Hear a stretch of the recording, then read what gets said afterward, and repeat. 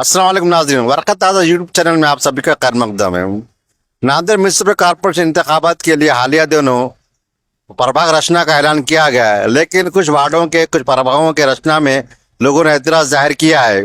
इसी ज़मीन में ज़कात फाउंडेशन ऑफ इंडिया के असिस्टेंट डायरेक्टर जनाब वसीफ सागर साहब भी नादिर तशरीफ लाए थे।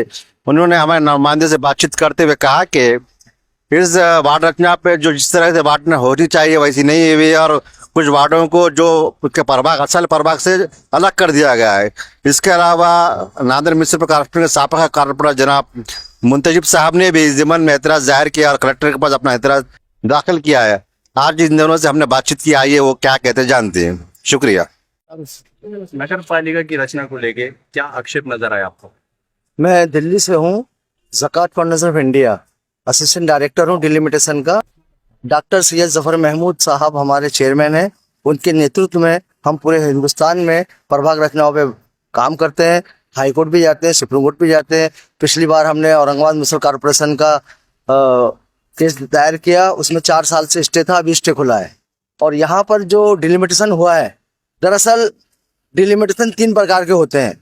एक जब वो विस्तारित होती है, हद्दीवाड़ा होती है, तब होता है। जब राज्य सरकार वार्डों की संख्या बढ़ाती है तब होता है। और तीसरा होता है पुनर्समयोजित। तो ये जो अभी नांदेड़ में हुआ है, ये पुनर्समयोजित हुआ है। तो इसके अंदर इन्होंने एक बहुत बड़ा काम ये किया है कि जो 20 प्रभाग थे, मात्र 12 प्रभागों के अंदर इन्होंने जो है आक्षेप लिया है, बाकी के प्रभागों को यथावत रखा है। जबकि रीएडजस्टमेंट होता है जो पुनर्संयोजन, तो पूरे एक से लेके पूरे प्रभागों में होता है। इन्होंने जहाँ पर जो बंदे हैं इनके आएंगे नहीं, जो जिन लोगों को नुकसान पहुँचाना है, वो माइनॉरिटी हो या और अन्य समाज हो, पिछड़ा वर्ग हो या SC ST हो, उन वार्डों को जो है इन्होंने जो है कानून के विरुद्ध काम किया है। 7 नंबर प्रभाग के अंदर 87 एक EB है, उसको तोड़ के उसको 2 जगह बांट दिया है, जबकि EB को तोड़ा नहीं जाता। और ये गूगल मैप का इस्तेमाल करते हैं, जबकि सेंसस ट्रैक मैप का इस्तेमाल होना चाहिए।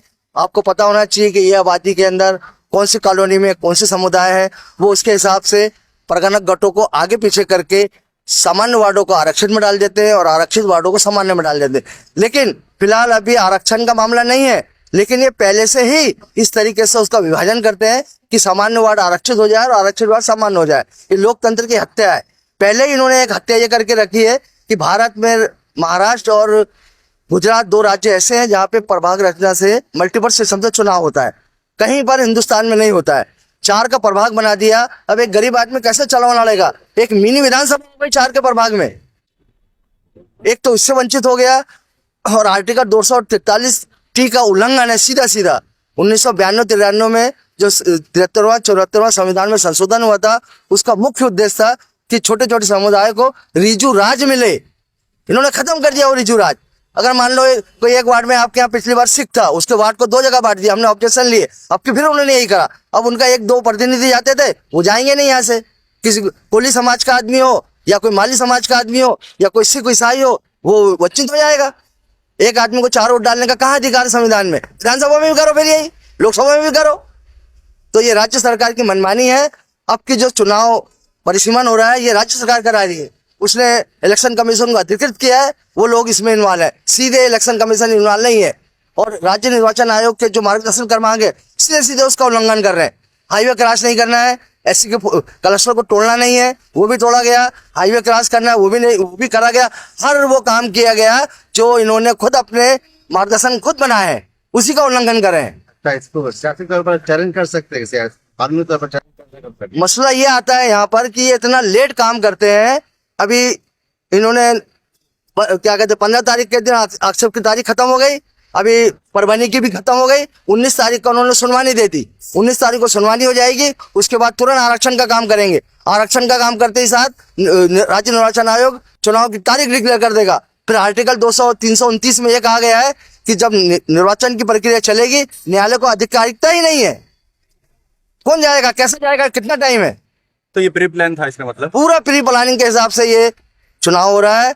राज्य सरकार ये लोकतंत्र की हत्या कर रही है। पहली हत्या उसने मल्टीपल सिस्टम से करी, उसको हमने चैलेंज करा है। 19 तारीख को हमारी पेशी है। पिछली पेशी में जैसा आपने ये कहा है सरकारी वकील से, क्या जो ऑर्डिनेंस बना था वो नियम में तब्दील हुआ है कि नहीं? अब उनका पीपी बताएगा 19 तारीख को कि कानून में तब्दील हुआ है कि नहीं। महाराष्ट्र में सुप्रीम कोर्ट के आदेश के बाद पिछले दिनों महाराष्ट्र राज्य नगर विकास विभाग ने अपने पास इख्तियार रखते हुए इलेक्शन कमीशन के जो स्थानीय इलेक्शन के इख्तियारात थे वो ग्रामीण के लिए ग्राम विकास खाते को और शहरी इलाकों के लिए नगर विकास खाते को दिए गए। और उसके तहत 10 जून को एक जीआर जारी हुआ था जिसके तहत नए प्रभाग रचना की व्याप्ति, प्रभाग रचना किस तरह होना चाहिए, उसके मुख्य तत्व क्या रहना चाहिए, उसकी उसमें सविस्तर तफसील मौजूद है। मगर पिछले दिनों 3 सितंबर को महाराष्ट्र में 2 वर्ग के महानगर पालिका के प्रभाग रचना की व्याप्ति, उसके नक्शे जाहिर किए गए। तो हमने जो बात गौर की है कि 3 तारीख को जो नक्शे और व्याप्ति जाहिर है उसमें खुद शासन के 10 जून के आदेश का उल्लंघन हुआ है, क्योंकि उस आदेश में यह स्पष्ट उल्लेख था कि जनगणना के ब्लॉक यानी सेंसेक्स ब्लॉक जो है ईबी उसे तोड़ना नहीं चाहिए। वो काम नांदेड़ में तोड़ा गया। दूसरी बात, किसी एक प्रभाग, एक वार्ड, एक बस्ती को 2 प्रभाग में नहीं लेना चाहिए, किसी एक ही प्रभाग में उसको समाविष्ट करना चाहिए। मगर नांदेड़ में ऐसा हुआ है, जैसा नयाबादी एक मिसाल दे रहा हूँ, लेबर कॉलोनी, इन्हें 2-2 प्रभागों में अलग अलग डिवाइड किया गया है।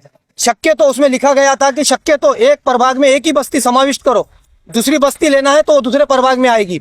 उसी तरह अनुसूचित जाति, अनुसूचित जमाती के जो मतदारों की बस्ती है उसे भी किसी भी हाल में तोड़ना नहीं। ये स्पष्ट उल्लेख रहने के बावजूद नांदेड़ में यह किया गया कि अनुसूचित जाति के बस्तियों को विभाजन इस तरह किया गया कि अनुसूचित जाति के सदस्य संख्या कम हो जाए, उसी तरह अल्पसंख्यक समुदाय, पिछड़ा वर्ग, इनकी संख्या कम हो जाए। इस तरह एक साजिश के तहत ये वार्ड रचना की गई है। इस सिलसिले में हमारे नांदेड़ कांग्रेस कमेटी के शहर अध्यक्ष माजी महापौर अब्दुल सत्तार साहब ने, मैंने भी और हमारे ज़कात फाउंडेशन के जिम्मेदारों ने, कुछ एडवोकेट्स ने ऑब्जेक्शन लिए हैं। अब देखते हैं सुनवाई में क्या होता है। हम कायदेशीर बात आगे भी इसकी लड़ाई लड़ेंगे।